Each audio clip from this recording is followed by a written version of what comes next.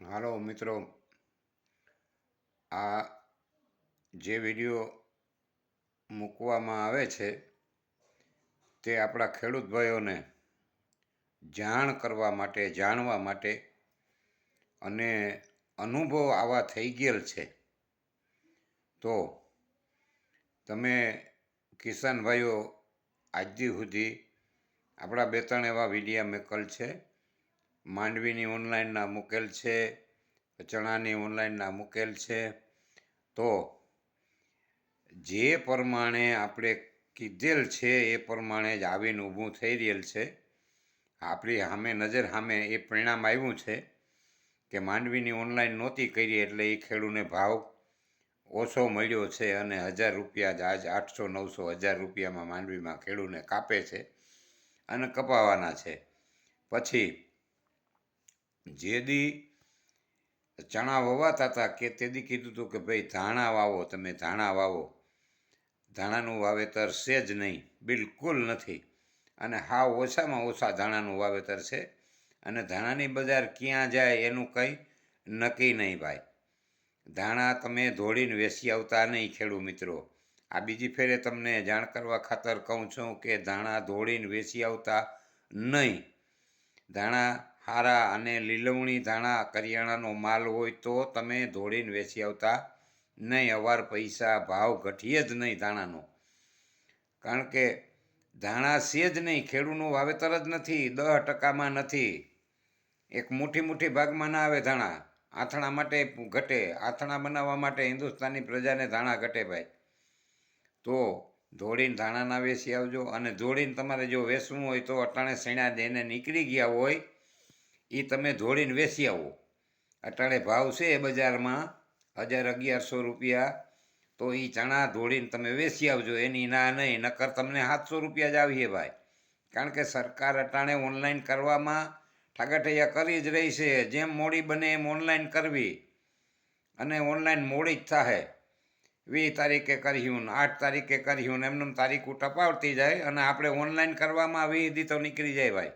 20 દી ઓનલાઈન કરવામાં નીકળી જાય. પાછું એનું ઓનલાઈનમાં જે લેવાનું છે એમાં મહિનો દી નીકળી જાય.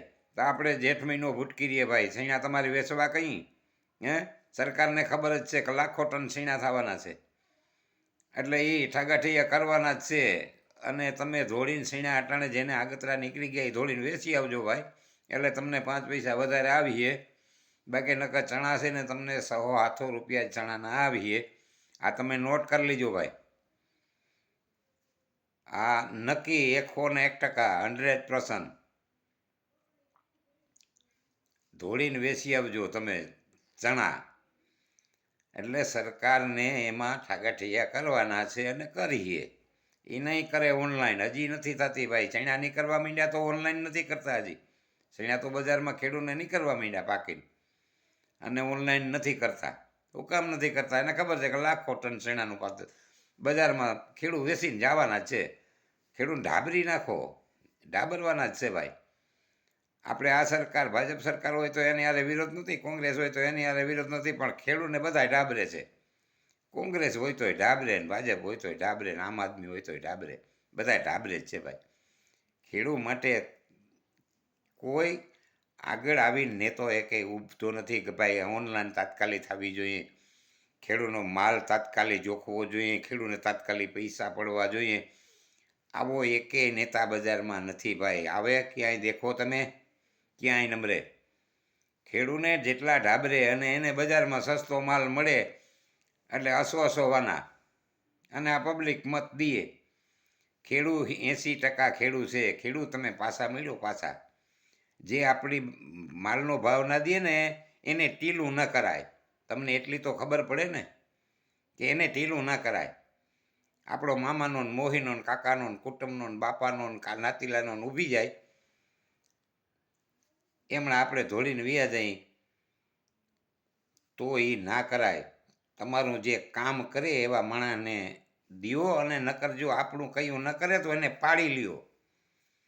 એને મતદાન ન જ કરો, ન જ કરવો જોઈએ. હરેક જ્ઞાતિ જે ખેતી કરતી જ્ઞાતિ છે ને એ હરેકને એવું વિચારવું જોઈએ. નકર તમને એક દી છે ને ભાઈ જીગા વેચવાનો વારો આવીએ એમાંય જાજો ટાઈમ નથી. આ તો માઠું હજી વરસાદ વરે છે અને સારું વરસ થાય એટલે તમે બે કાંઠા ભેરા કરીને માંડ નીકળી જાઓ ને કંઈક મજૂરી મળે ને કંઈક ના મળે એમ કરીને રોટલા કાઢી જાઓ. નકર એક વરસ માઠું પડ્યું ને ભાઈ એટલે તમારું કંઈ ભેરું ના થાય, તમારે જીગા વેસવી જ પડે આ જમાનામાં. એટલે માટે તમે આવું વિચારજો, કાંઈક ક્યાંથી કોણ શું કરે છે એવું વિચારજો ભાઈ. એટલે આ તમને 100%. અને ધાણાના પૈસા આવીએ એ જીરું ન્યા રહે, કદાચ થોડું ઘણું વધે, એનું કંઈ નક્કી નહીં. કારણ કે જીરું પારવું છે વાવલ, પણ એ ચણા જેટલું બીજી વાવેતર જેટલું નથી. કારણ કે બીજા બધાની ઓનલાઈન થઈ ગઈ છે, ચણાની નથી થઈ, નથી કરી એટલે કરવી નથી આગળ. એને બજારમાં સસ્તો માલ લઈ લેવો છે. કારણ કે જેને ઉધાર માલ લીધો હોય એને પૈસા ભરવા જ પડે. સુફર લીધું હોય, ખાતર લીધું હોય, દવા લીધી હોય, બિયારણ લીધું હોય, આ બધું એને તો ભરવું જ પડે પૈસા. એટલે એ માલ વેચવાના જ છે. એને ખબર છે કે એ માલ વેચીએ આપણે સસ્તા ભાવમાં લઈ લેવું અને લેવાના જ છે. માટે તમે વિચારી અને કંઈક ભેજું મારજો કે આ સત્ય વસ્તુ છે. અવાર લહણનો ભાવ કિલા 400 રૂપિયા આવતા હતા, ઘણાએ હું વાવી દીધું ભાઈ. એ ભાવમાં વવાય લહણ? ના વવાય. લહણ જેથી બજારમાં ઢેઢી પીટાતું હોય ને તેદી વવાય મિત્રો, તેદી વવાય, તેદી કોઈ ના વાવ્યું હોય. પરવા જીરું નહીં વવાય, એ તમને અટાણેથી કહી દઉં. પરવા જીરું નથી વાવવાના ખેડૂત, વાવીએ જ નહીં. અને જેના પાસે જીરું પડ્યું ને 12,000માં નથી વેચ્યું ને એ ના વેચતા મિત્રો. અને જીરું એ તમે હજી પકડ્યો તો બજારમાં ભાવ આવીએ, ધોળીને ના વેચી આવતા કંઈ. આપણે ધોળીને આગો કરી દઈએ ને એટલે જબરાઈ છે. આપણે ગંજ ચડાવી દઈએ એવી ધોળવાની શું જરૂર છે ભાઈ? જેને પૈસા નથી જોતા અને જરૂર નથી, તમે 12,000માં જીરું નથી વેચ્યું તો તમારે પૈસાની જરૂર નહોતી તો જ નથી વેચ્યું ને. તો અવાર તમે એ 12,000 વાળું જીરું રાખી જ દેજો, વેચતા જ નહીં, બજારમાં નીકળતા જ નહીં લઈને. તમને પરવા એના પૈસા મળીએ. જીરાની વેલિડિટી 7 વર્ષની, ઉંમર એની 7 વર્ષની. 7 વર્ષ સુધી જીરું ના બગડે, તમે હેરખું હાચવી મેલો એટલે એ જીરું તમે હાચવી મેળજો. અવાર થાય તો એ હાચવી મેળજો. પૈસાની જરૂર ના હોય તો રાખી દેજો, વેચવા ન જતા. એના પરવા તમને પૈસા આવીએ જ આવીએ 100%. એનું કારણ શું છે એ પછી કહ્યું.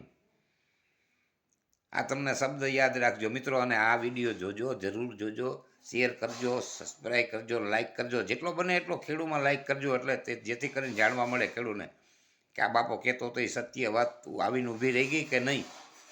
માંડવીની ઓનલાઈન નહોતી કરી, હજી ડબરાઈશ. હજી શણાઈની ઓનલાઈન નથી થઈ અને થવાની નથી. એ થાહે તો એ તમારું રફે દફે થઈ જાય. 5 પૈસી લઈને પછી એ રફે દફે કરી નાખીએ, પછી ખેડૂત ઊભા છે એમને હું સાથ કરી. એટલે તમે આ જેટલો બને એટલો શેર કરજો, સબસ્ક્રાઈબ કરજો, લાઈક કરજો. અને જ્યાં જ્યાં ખેતી કરતો ખેડૂત હોય તમારા ફેસબુકમાં, તમારા મિત્ર મંડળમાં, બધે જ્યાં બને ત્યાં લાઈક કરજો, શેર કરજો, જેથી કરીને ખેડૂતને ખબર પડે કે આ સત્ય વસ્તુ છે કે આવીને ઊભી રહી ગઈ. આપણા આગળના વિડીયા છે જોજો તમે, અને અટાણાનો આ વિડીયો સાંભળજો. આવીને ઊભું રહી ગયું કે નહીં તો તમે શેર કરજો મિત્રો.